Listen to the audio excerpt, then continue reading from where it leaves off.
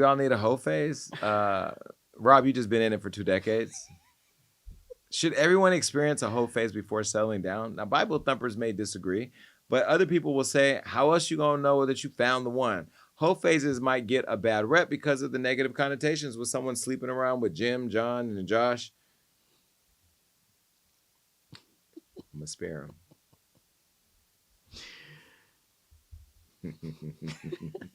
That was another story I told Rihanna. Oh, you did. Oh, you did tell that story. Yeah. Mm-hmm. But how else would you explore sex and know what you sexually or gain relationship experience? Now, let me just say this before I go on. I don't really know how we define what a hoe phase is, because some of us have 1, 2, maybe 5 people that we slept with, while others, I'm not saying nothing.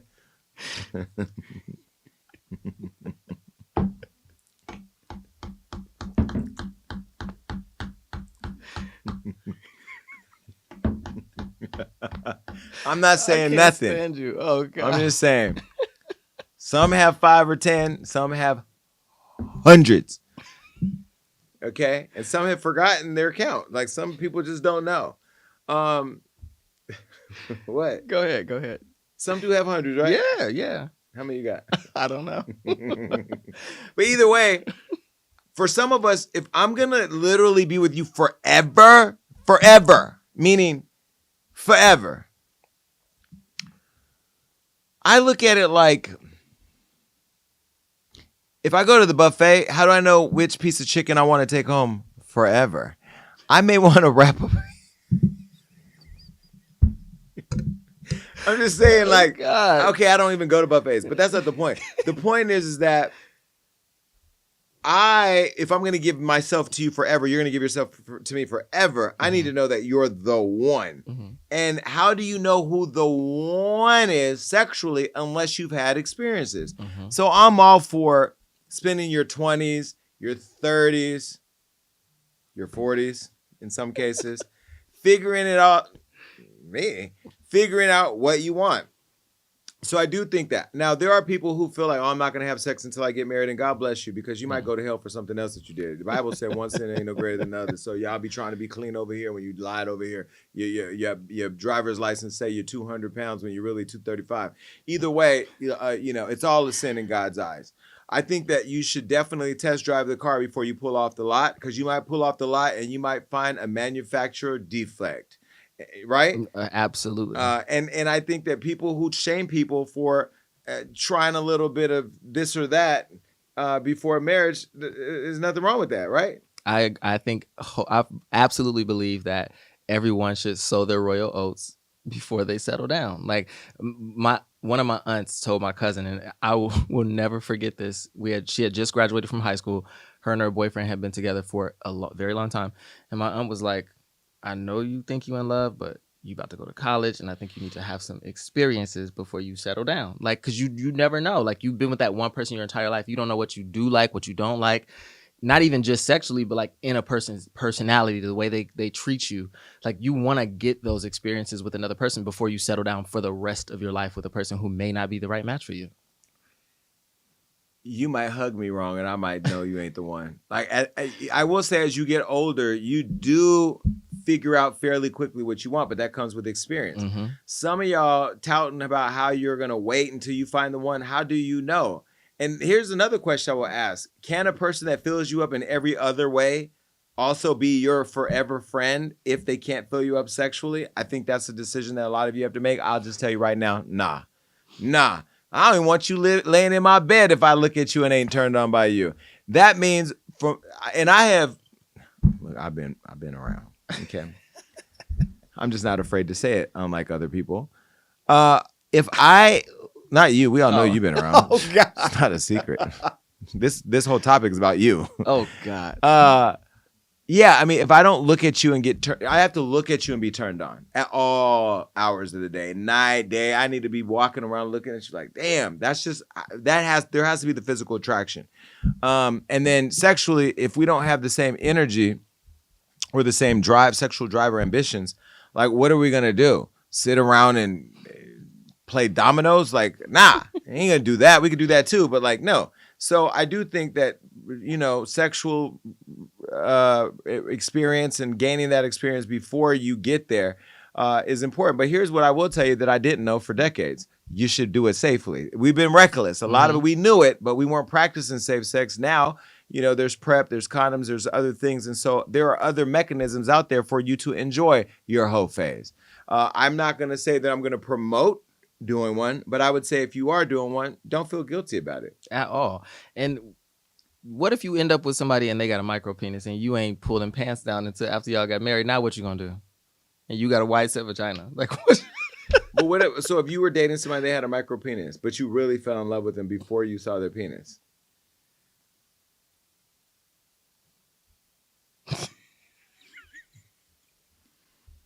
I mean, we don't need to shame micro penises.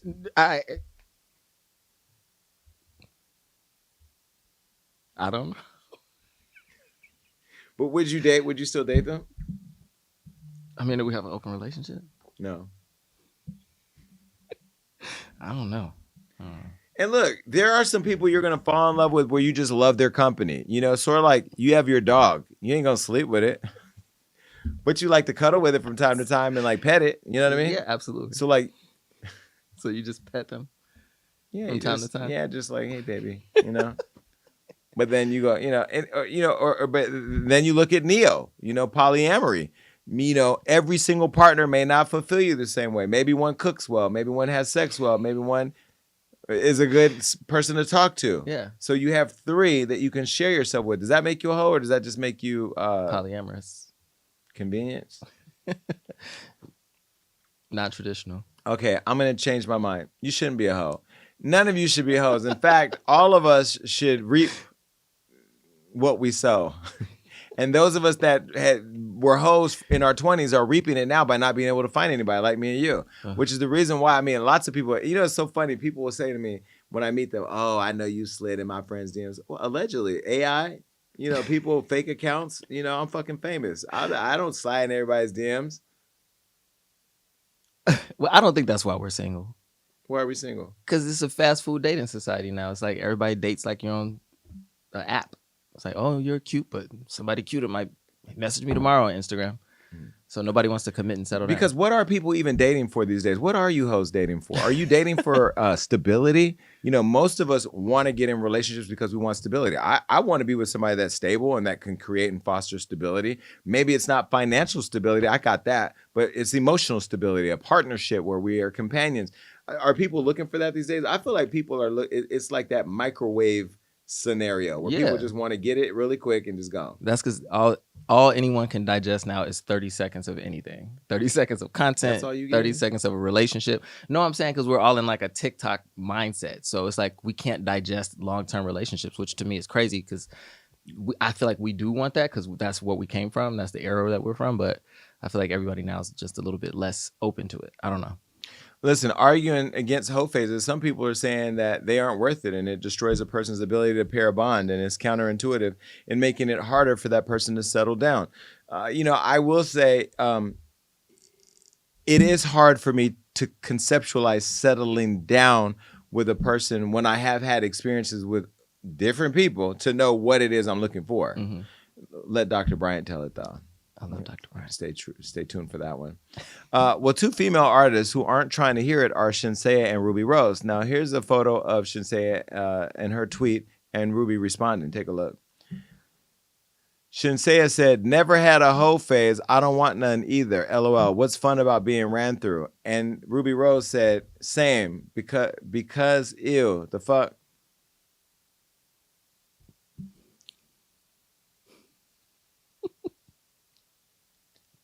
Do you believe that?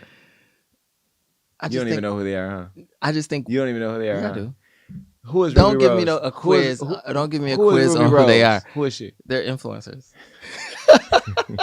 Shenseea is an artist. Yeah, influencers. No, she's an artist. Influence. Yeah. You tried it.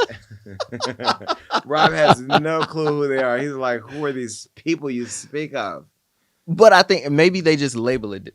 I think it's all about labeling. Yeah, maybe don't call it a hoe phase, but like I don't think you should be like, I'm getting married and I've never seen what you look like naked, or I've never lived with you, or I've never I think you should experience other people so that you know what you like and don't like. Like I said earlier, like sexually, from a personality perspective, how people treat you.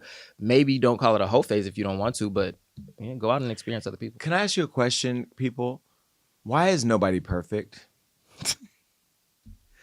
I'm tired of meeting somebody who's sexy, but they got a little penis. Or they're ugly and they got a nice penis. Or they're ugly and they got a little penis. Well, that's just bad all the way around. Why is it that nobody's perfect? Why are there perfect people? Because I met somebody that was perfect, but they ain't had no money. It's like everybody's always lacking somewhere.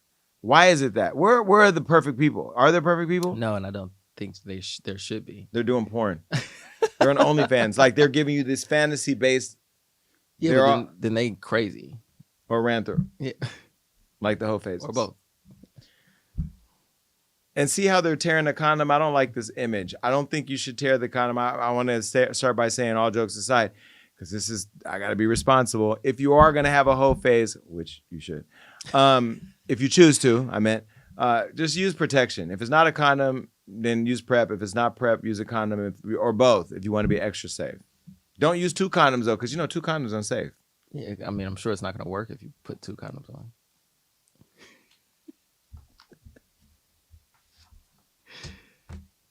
I've done a lot with you this show. I'm going to let you go. I'm going to let it go. Okay.